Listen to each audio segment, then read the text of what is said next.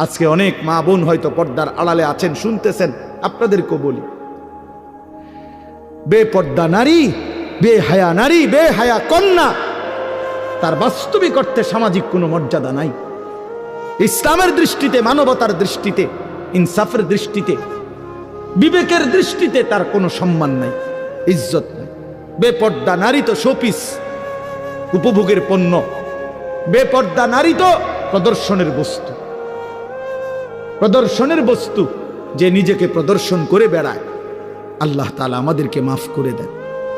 আল্লাহ আমাদের মা বোন, আমাদের কন্যা, যে সমাজের নারী বেপর্দা হয়, বিশ্বাস করেন ওই সমাজের সবচেয়ে বড় বিপদ হলো হালাল এবং পবিত্র পন্থা, হালাল এবং পবিত্র বিবাহ এবং হালাল এবং পবিত্র মানব প্রজন্ম তছনছ হয়ে যায়।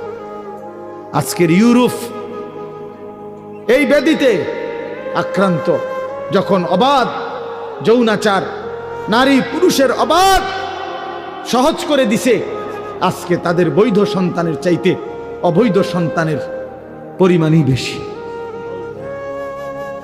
পরিমাণই বেশি। আল্লাহ আমাদের সমাজ, আমাদের বংশধর, আমাদের প্রজন্মকে জিনা, ব্যভিচার, বেহায়া, বেপরদিগি, বেশরম এই জিন্দিগি থেকে হেফাজত করেন।